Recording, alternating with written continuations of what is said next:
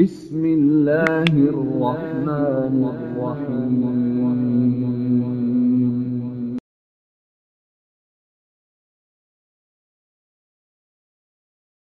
Bismillahirrahmanirrahim. Assalamualaikum warahmatullahi wabarakatuh. Alhamdulillah, salatu wassalamu ala rasulillah wa ala alihi wa sahabatihi wa wala ma ba'd. Para santri rahimani wa rahimakumullah. Semoga Allah subhanahu wa ta'ala senantiasa mencurahkan rahmatnya untuk kita semua. Dan insyaallah di kesempatan ini kita akan kembali melanjutkan pelajaran dengan tema fikih ibadah yang kita ambil dari Fiqhul Muyassar, dan kita sudah masih di bab yang ke-9, pembahasan tentang najis dan bagaimana mensterilkan atau membersihkan najis, dan sudah berlalu pembahasan tentang pengertian atau definisi najis dan jenis-jenisnya. Demikian pula dengan tingkatan-tingkatan daripada najis tersebut. Dan pada pertemuan yang lalu kita sudah masuk kepada sesuatu yang dihukumi sebagai najis berdasarkan dalil-dalil, dan itu sampai pada poin yang ketiga. InsyaAllah kita masuk kepada poin yang keempat tentang sesuatu yang dihukumi sebagai najis, dan itu berdasarkan dalil-dalil yang ada. Poin yang keempat, kata penulis, al-maitatu, termasuk di antara najis adalah bangkai.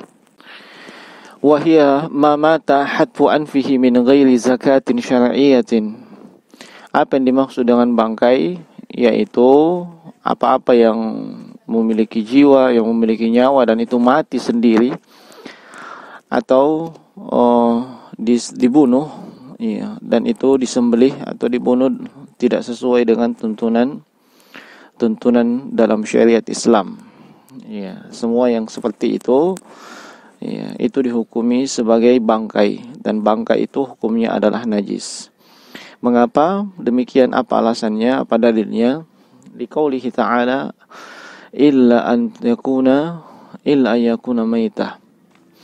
Hal ini berdasarkan firman Allah Subhanahu wa taala sebagaimana dalam surah Al-An'am ayat 145, ketika Allah menyebutkan tentang sesuatu yang dihalalkan dan juga yang diharamkan. Maka yang diharamkan itu Allah sebutkan diantaranya adalah illa ayyakuna maitah, kecuali itu adalah bangkai. Sehingga bangkai, sekali lagi, itu dihukumi sebagai najis. Wa yustasna min dzalika maitatus samak wal jarad wa ma la nafsun lahu sa'ila fa innaha tahirah. Dan dikecualikan dari jenis bangkai ini adalah dua jenis bangkai sebagaimana disebutkan dalam hadits yang sahih. Apa itu pengecualiannya? Dikecualikan, dan itu tidak termasuk daripada bangkai, tidak terhitung sebagai najis. Adalah bangkai ikan. Bangkai ikan atau bangkai laut. Bangkai yang hewan tersebut memang hidupnya di laut seperti ikan dan sejenisnya. Kemudian yang kedua adalah belalang. Bangkai belalang ini tidak termasuk di antara najis. Dan juga termasuk yang tidak terhitung sebagai bangkai yang itu najis, tidak dianggap, yaitu hewan yang tidak memiliki darah yang mengalir. Hewan yang tidak memiliki darah mengalir, seperti misalnya bangkai semut atau bangkai nyamuk, atau bangkai lalat. Ini bukan najis, sebab sungguhnya itu adalah suci. Kemudian poin yang kelima adalah al-mazi. Apa yang dimaksud dengan al-mazi? Wa huwa ma'un abyad raqiqun lazajin yakhruju indal mula'iba aw tadhakkur al-jima'. Ini maksud dengan madhi adalah cairan yang berwarna bening atau putih, lebih tepat kepada bening, yang dia tidak padat atau encer, kemudian agak melengket, yang keluar ketika sedang sedang bercumbu, ya, atau seseorang memikirkan hubungan, ya, hubungan fisik suami dan istri, ya, atau jima, ya, maka biasanya itu keluar. La bisyahwatin wala dafkin wala yaqibuhu futur. Dan keluarnya mazi ini, ya, itu tidak disertai dengan syahwat, ya. Tidak juga memancar atau tidak mensobun biquwah.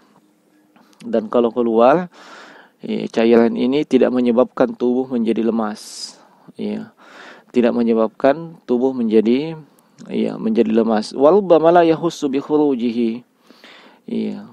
Dan terkadang keluarnya mazi ini tidak dirasakan, ya, tidak dirasakan keluar. Wa huwa najasun, dan mazi ini juga dihukumi sebagai najis. Kenapa dihukumi najis? Ya, berdasarkan liqaulihi sallallahu alaihi wasallam fi hadits Ali bin Abi Thalib radhiyallahu ta'ala anhu. Hal ini berdasarkan haditsnya Ali bin Abi Thalib radhiyallahu ta'ala anhu sebagaimana diriwayatkan oleh Imam Bukhari dalam sahihnya. Ya, Ali bin Abi Thalib disampaikan kepada beliau oleh Rasulullah, ya, melalui perantaraan seorang sahabat yang lain. Kata Nabi, tawadda waghsil, ya, zakarak, hendaknya berwudu, ya, dan cucilah kemaluanmu.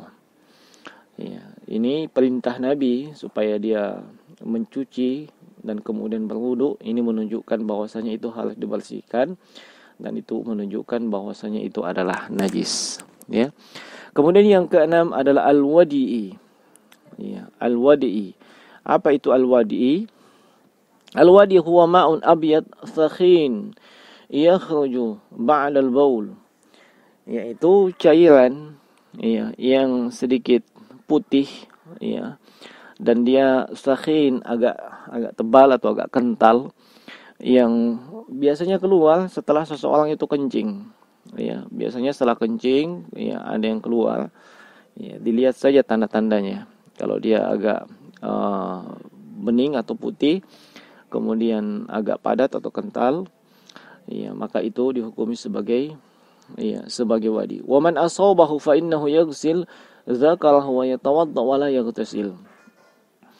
Siapa yang mengeluarkan wadi, ya, maka konsekuensinya, ya, karena itu adalah najis, maka hendaknya dia mencuci kemaluannya, kemudian dia berwudu, ya, khususnya ketika dia hendak melaksanakan ibadah sholat, dan dia tidak perlu untuk melakukan mandi, tidak perlu untuk melakukan mandi.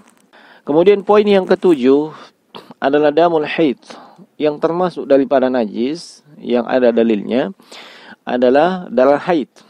Ya, darah haid dihukumi sebagai najis, kama fi hadits Asma binti Abi Bakar radhiyallahu ta'ala anhuma. Ini sebagaimana disebutkan, ya, dalam hadits Asma binti Abu Bakar radhiyallahu anhum, ya, radhiyallahu anhuma, bahwasanya beliau menceritakan, ya, ja'at imra'atun ila Nabi sallallahu alaihi wasallam. Ada seorang wanita yang datang kepada Rasulullah sallallahu alaihi wasallam, kepada Nabi. Faqalat, wanita itu mengatakan kepada Nabi, ihdana yusibu thawbaha min damil haid, kaifa tasna? Salah seorang di antara kami, ya, ini di antara kaum wanita, itu pakaiannya terkena darah haid, maka apa yang harus dilakukannya? Ya, faqala, maka Nabi sallallahu alaihi wasallam bersabda, atau beliau menjawab, tahuttuhu thumma taqrusuhu bil ma thumma tandahuhu thumma tusanni fihi. Kata Nabi, hendaknya dia mengeriknya, kemudian dia kucek dengan air, lalu dia bilas, lalu kemudian, ya, dia bisa menggunakannya untuk melaksanakan sholat. Ini kalau, ya, kalau pakaian itu atau kain terkena dengan darah haid, ya.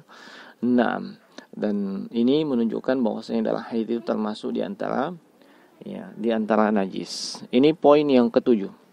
Dan ini adalah akhir daripada poin, ya, di pembahasan yang kedua tentang sesuatu yang dihukumi najis berdasarkan dalil-dalil yang ada. Kita masuk kepada al-mas'alatus tsalisah, pembahasan yang ketiga, yaitu kaifiyatu tathhir najasah. Ya, setelah kita belajar tentang apa itu najis, pembagiannya, tingkatannya, dan contoh-contohnya, ya, berdasarkan dalilnya, kita masuk kepada bagaimana kita mensterilkan atau membersihkan najis tersebut. Awalan, yang pertama, idza kanatin najasatu fil ardi wal makan. Apabila najis tersebut ada di tanah, ya, atau di satu tempat, ya, dan di tempat tersebut mungkin kita akan melaksanakan ibadah. Fahadhihi yakfi fi tathhiriha ghuslatun wahidah tudhibu bi'ainin najasah fayusibu, ya, fayusabu 'alaiha al-ma' marratan wahidah. Ya, maka seperti ini, maka kita cukup dengan mencucinya dengan sekali cucian, ya, untuk membersihkan najis tersebut sehingga hilang zat najisnya, ya, disiram atau ditumpahkan atau apa istilahnya, bisa juga dikatakan diguyur dengan air, ya, dengan sekali saja disiramkan pada najis tersebut, ya, sampai betul-betul tidak terdapat lagi zat najis tersebut termasuk baunya, ya. Mengapa demikian? Li'amrihi sallallahu alaihi wasallam bisabbil ma' ala baulil a'rabiyyul ladzi bala fil masjid. Ini berdasarkan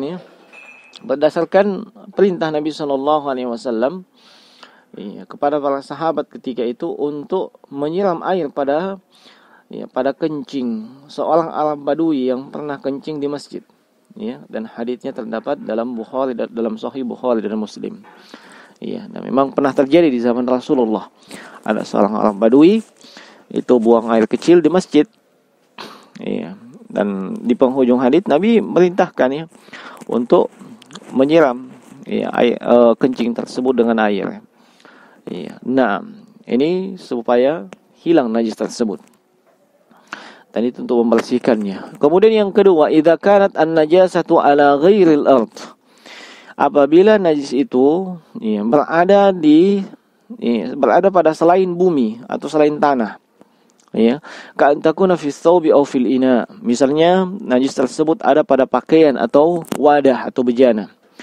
Maka fa in kanat min kalbin walagha fil ina fala budda min ghuslihi sab'a ghusalat ihdahunna bit turab. Apabila itu najis disebabkan jilatan anjing, ya, disebabkan jilatan anjing pada bejana, dan sudah disebutkan pada pembahasan sebelumnya bahwa jilatan anjing itu adalah termasuk najis yang berat, ya, maka wadah atau bejana ini atau pakaian ini dicuci sebanyak 7 kali, ya, dan salah satu dari 7 itu adalah dengan tanah, ya, atau, ya, dengan tanah yang pertama kali, ya. Mengapa demikian?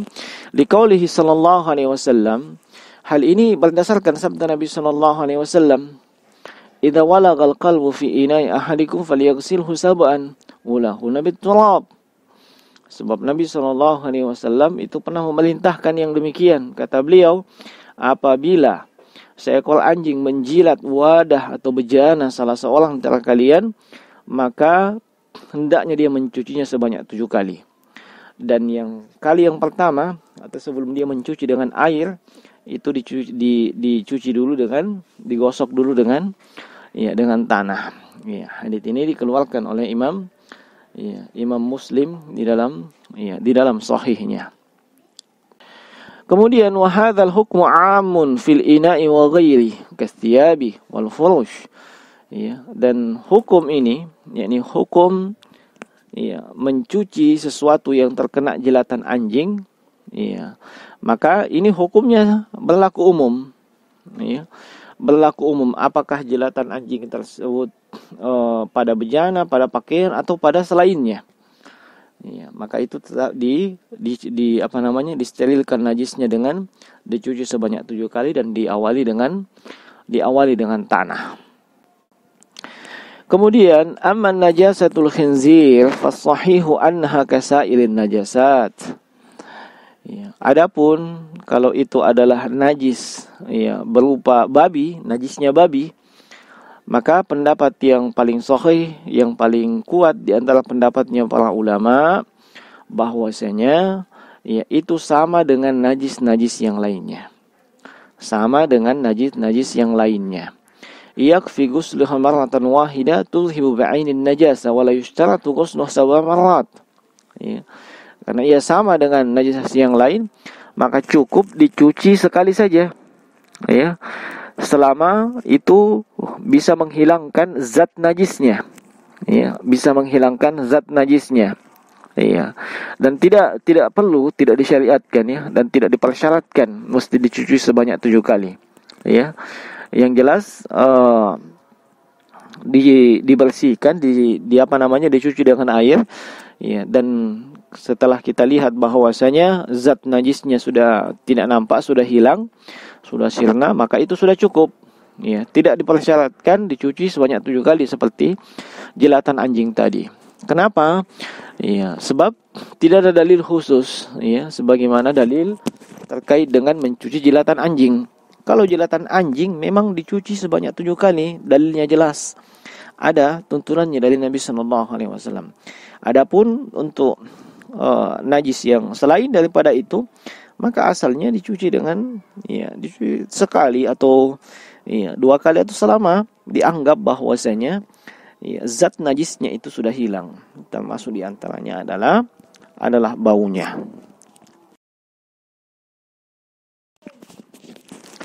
Kemudian yang berikutnya, wa in kanat an-najasatu minal bauli wal ghaiti wad dam wa nahwiha. Kalau misalnya yang berikutnya ini najisnya berupa kencing, kotoran, demikian pula darah dan yang semisalnya, maka fa innaha tughsalu bil ma'i ma'al farki wal asri hatta tudhhabu tazulu wa la yabqa laha asarun wa yakfi fi ghusliha marratun wahidah.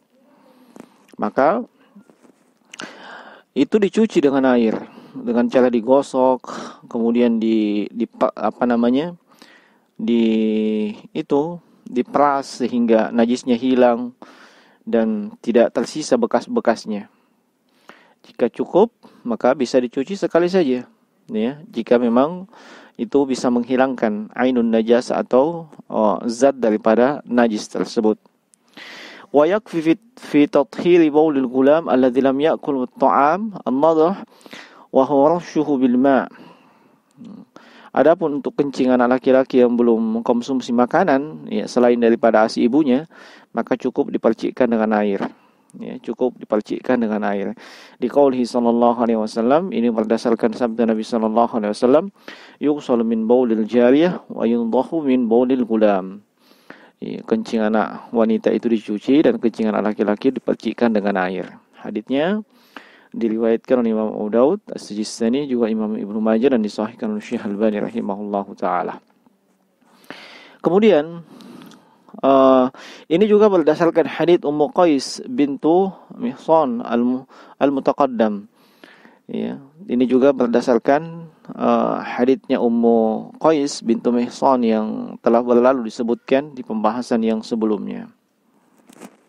Amma jildul maitati ma'kulatul lahmi fa innahu yutahhir bid-dibaq. Adapun untuk kulit bangkai dari hewan tersebut halal dimakan dagingnya atau boleh dikonsumsi, maka ya, kulit bangkai ini disucikan dengan cara dibak, disamak. Ya, berdasarkan sabda Nabi sallallahu alaihi wasallam, ayyuma ihabin dubik faqad tahur. Ya, kulit hewan mana saja yang telah disamak, maka sungguh ia telah suci, atau dengan disamaknya itu sudah mensucikannya. Haditsnya dikeluarkan oleh Imam An-Nasa'i, At-Tirmidzi, dan juga Imam Ibnu Majah, dan disahihkan oleh Syekh Al-Albani rahimahullahu taala. Wadamul haid taghsiluhu al-mar'atu min thawbiha bil ma' thumma tandahuhu thumma tusalli fihi.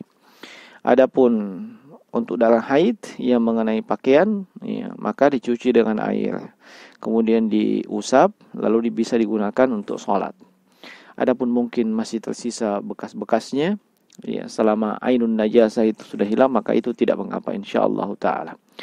Fa'alal muslim ayyahtamma bit-taharati minan najasati fi badanihi wa makanihi wa thawbihi alladhi yusalli fihi li'annaha syartun li sihhatis shalah. Olehnya, ya, di bagian penutup ini, ya, beliau mengatakan setiap muslim itu seharusnya memperhatikan perkara terkait dengan bersuci dari najis, ya, baik itu pada badannya, tempat yang akan dia gunakan untuk ibadah, dan juga pakaian yang akan dia pakai untuk ibadah. Ya, sebab ini merupakan syarat sahnya ibadah. Ya, terutama adalah ibadah sholat. Maka dengan demikian, ini adalah akhir pembahasan dari bab ke-9 tentang an-najasat. Saya kira sampai di sini pembahasan kita, ya, tolong dicatat dengan baik, dipahami, dan kalau ada hal-hal yang tidak dipahami atau kurang jelas, maka silahkan ditanyakan di grup WA Santri Ponpes Darul Furqan. Demikian, subhanakallah bihamdik, syarul astaghfiruka wa atubu ilaik. Assalamualaikum warahmatullahi wabarakatuh.